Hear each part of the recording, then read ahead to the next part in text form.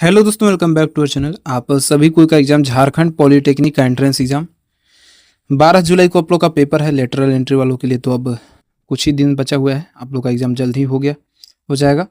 और उसके बाद जो कैंडिडेट अब 10th वाले हैं जिनका एग्जाम 12 जुलाई को है, इसी टाइप से आप लोग को प्रैक्टिस सेट लगाते चलना है और बहुत सारे क्वेश्चंस कराएंगे। और प्रीवियस ईयर के सारे क्वेश्चन मैंने पहले करा दिया है, ठीक है। बाकी के जो क्वेश्चंस हैं जो आपके पेपर में पूछे जाते हैं, वैसे एक ही क्वेश्चन को घुमा फिरा कर पूछा जाता है, इधर उधर करके, लैंग्वेज चेंज करके। तो सारे क्वेश्चन आपको करा ही रहे हैं। बाकी पीडीएफ में हर एक क्वेश्चन ऐड रखा हुआ है, आप देख लेना। अगर जिसको लेना होगा ले लीजिएगा, अभी भी आपके समय है। बाकी फिर उसके बाद नहीं मिलेगा, ठीक है। तो आज का प्रैक्टिस सेट शुरू करते हैं। सारा क्वेश्चन पहले जैसे ही है, बिल्कुल जैसे पहले प्रैक्टिस सेट लगा रखे हैं वैसे ही लगाएंगे। टारगेट आप लोग का दिया हुआ है। पहला क्वेश्चन, विरंजक चूर्ण ब्लीचिंग पाउडर बनाने के लिए शुष्क बुझा हुआ चूना पर किस गैस की क्रिया कराई जाती है? सिलेक्ट लैम। बताइए कौन सा इसका राइट आंसर होगा। तो क्लोरीन जो है इसका थर्ड ऑप्शन राइट आंसर होगा। और ऐसे क्वेश्चन कराया हुआ हूँ, अगर आपने पहले कर रखा है, प्रैक्टिस सेट लगा रखा है, तो राइट आंसर अब तक आपने टिक लगा रखा होगा। चलिए नेक्स्ट क्वेश्चन देखेंगे। क्वेश्चन नंबर सेकेंड, एथोनोइक अम्ल यानी कि एथोनोइक एसिड का 5 से 8% का जलीय विलयन क्या कहलाता है? वन लाइनर क्वेश्चन इसी प्रकार के आपके एग्जाम में पूछे जाएंगे। आसानी क्वेश्चन आएंगे इसी प्रकार से, बस थोड़े से क्वेश्चन का लैंग्वेज चेंज रहेगा। क्वेश्चन को बड़ा किया जाएगा आपका टाइम माइनस करने के लिए, ठीक है। तो राइट आंसर हो जाएगा, इसको सिरका कहा जाता है। एथेनोइक एसिड का 5 से 8% का जलीय विलयन, सेकेंड ऑप्शन राइट आंसर होगा। क्वेश्चन नंबर थर्ड देखिए, थोड़ा सा लैंग्वेज चेंज है और क्वेश्चन इस प्रकार से भी पूछा जा सकता है आपके एग्जाम में। कंप्यूटर की मुख्य मेमोरी रैम में डेटा को बनाए रखने के लिए किस वैज्ञानिक घटक अर्धचालक का उपयोग किया जाता है? कहीं से भी क्वेश्चन इस प्रकार से आपसे एग्जाम में पूछा जा सकता है। कौन से अर्धचालक का उपयोग किया जाता है? तो ट्रांजिस्टर और कैपेसिटर का यूज किया जाता है इसमें। फर्स्ट ऑप्शन राइट आंसर होगा। क्वेश्चन नंबर 4 देखिए, आपका यहाँ पर नेटवर्क से क्वेश्चन पूछा जाता है, जैसे कि कौन सा वेव है, कौन सा, जैसे UV rays, radio wave, ultrasonic wave, ये सब सारे क्वेश्चन आपके यहाँ से पूछे जाते हैं।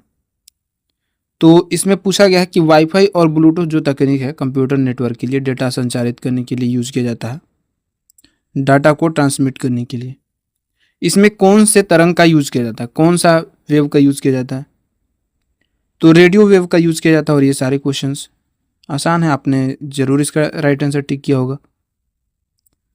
सेकेंड ऑप्शन राइट आंसर होगा। नेक्स्ट क्वेश्चन इसी प्रकार से, क्वेश्चन नंबर 5, राडार और मौसम विज्ञान के कंप्यूटर प्रणाली में वायुमंडल स्थिति का पता लगाने के लिए किस विद्युत चुंबकीय तरंग का उपयोग किया जाता है? इंपॉर्टेंट क्वेश्चन है, देखिए राइट आंसर टिक लगाइए। विद्युत चुंबकीय तरंग से क्वेश्चन पूछा जाता है, एक ना एक क्वेश्चन आपके लगभग पूछ दिए जाते हैं यहाँ से भी। तो राइट आंसर इसका होगा, रडार में कौन सा वेव का यूज किया जाता है? तो माइक्रोवेव का, माइक्रोवेव सूक्ष्म तरंगे, सेकेंड ऑप्शन राइट आंसर होगा। क्वेश्चन नंबर 6, किसी चालक का प्रतिरोध उसकी लंबाई के साथ कैसे बदलता है?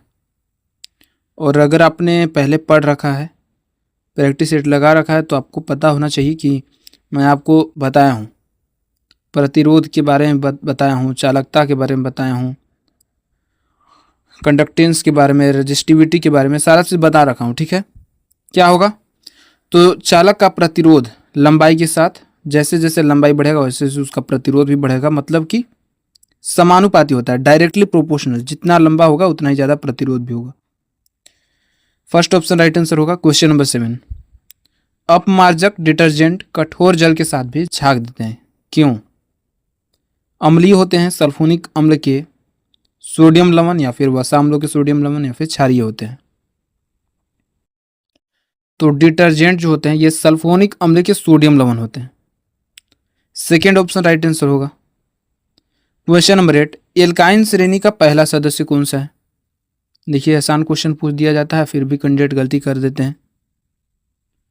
आप बताइए कौन सा राइट आंसर होगा। तो एल्काइन श्रेणी का पहला सदस्य इसमें इथाइन है।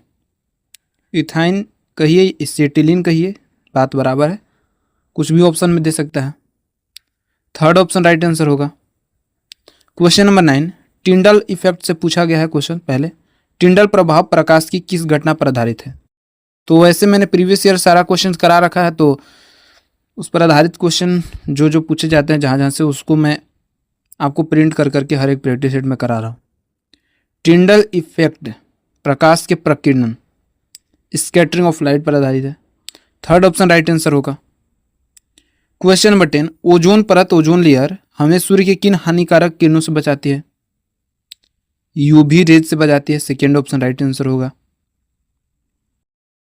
क्वेश्चन नंबर 11 देखिए, विस्थापन अभिक्रिया यहाँ पर दिया हुआ है में लोहा Fe कॉपर को क्यों हटा देता है? विस्थापन डिस्प्लेसमेंट रिएक्शन में बताइए। लोहा कम क्रियाशील है या फिर लोहा अधिक अभिक्रियाशील है, कॉपर अधिक क्रियाशील है या फिर दोनों की क्रियाशीलता समान है? अब लोहा जो है कॉपर को हटा देता है। अब जो जिसको हटा देगा, मान लीजिए आप ज़्यादा मजबूत हैं, आप किसी को हटा देते हैं, ठीक है, धक्का दे देते हैं, तो उसी प्रकार से लोहा अधिक क्रियाशील है, इसीलिए तो उसको डिस्प्लेस कर दे रहा है। सेकेंड ऑप्शन राइट आंसर होगा।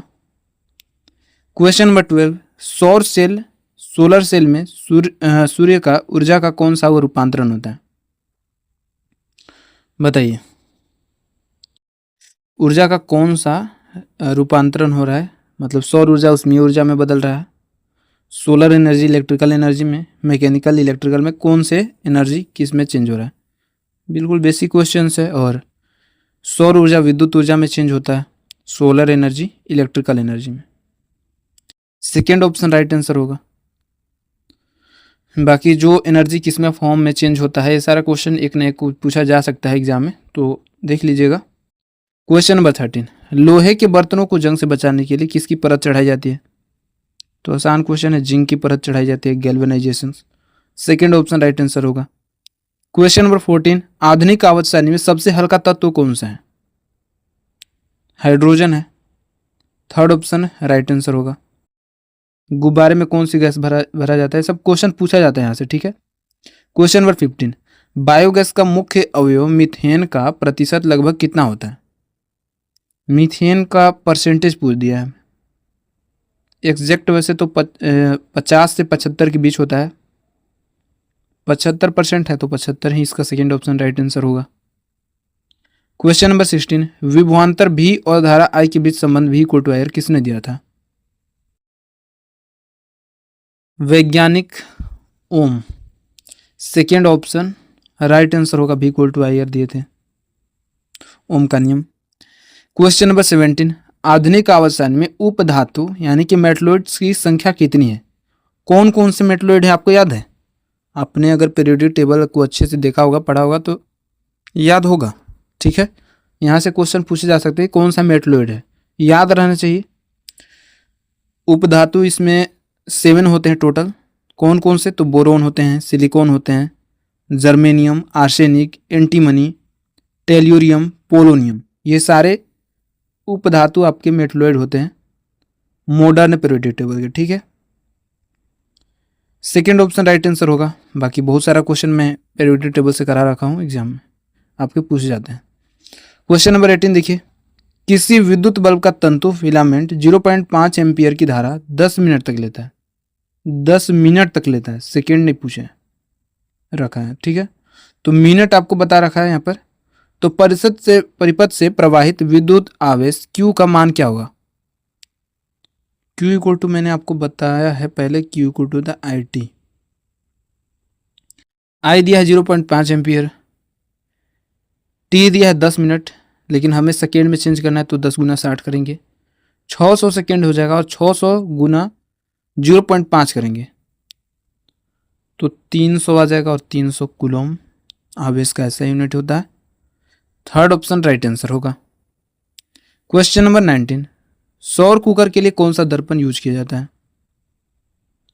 Solar cooker. औतर दर्पण का कनकेव मिरर का यूज किया जाता है, सेकेंड ऑप्शन राइट आंसर होगा। क्वेश्चन नंबर 20, निम्न में से कौन सा समूह डोबेराइनर त्रिक बनाता है? बताइए। लिथियम, सोडियम, पोटेशियम, कैल्शियम, ये सब सारे जितने भी ऑप्शन दिए हुए हैं डोबेराइनर का त्रिक बनाता है। तो राइट आंसर 4 ऑप्शन हो जाएगा, ऑल ऑफ द अबव। सारा आंसर सही है। क्वेश्चन नंबर 22, एथीन दिया है C2H4 में कार्बन कार्बन के बीच कितने बॉन्ड होते हैं?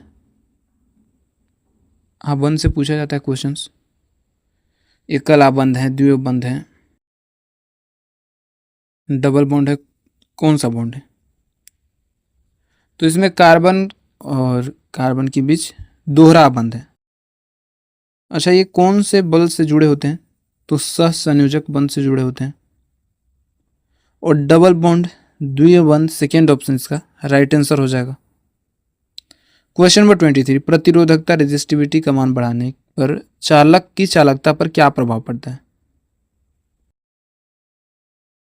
बताइए, बढ़ेगी, घटेगी या फिर समान रहेगी? तो घटती है चालक की चालकता बढ़ाने पर। क्वेश्चन नंबर 24 देखिए, किसी चालक का प्रतिरोध R और उसकी मोटाई अनुप्रस्थ काट का क्षेत्रफल के साथ कैसे बदलता है? समानुपाती है, व्युत्क्रमानुपाती है, कोई बदलाव नहीं। तो व्युत्क्रमानुपाती होती है, inversely proportional. Second option right answer होगा। देखिए, सारे फॉर्मूला आप याद रखिएगा, ऐसे आपको रटने से नहीं होगा, ठीक है। फॉर्मूला याद रहेगा तो बिल्कुल आसान क्वेश्चन है। बाकी अगर कुछ भी नहीं पढ़े हैं, मानता हूँ आपने 12th का सिलेबस आपने अभी तक, अगर 10th के हैं तो आपने नहीं कवर किया होगा, लेकिन क्वेश्चन इस प्रकार से पूछे जाते हैं, आप थोड़ा सा देख लीजिएगा, ठीक है। आज के प्रैक्टिस सेट का लास्ट क्वेश्चन देखिए, क्वेश्चन नंबर 25, रिमोट कंट्रोल से कंप्यूटर या टीवी को नियंत्रित करने के लिए विज्ञान की किस अदृश्य किरण वेवलेंथ का उपयोग कम दूरी के डेटा ट्रांसमिशन के लिए किया जाता है? कहने का मतलब टीवी के रिमोट में कौन सा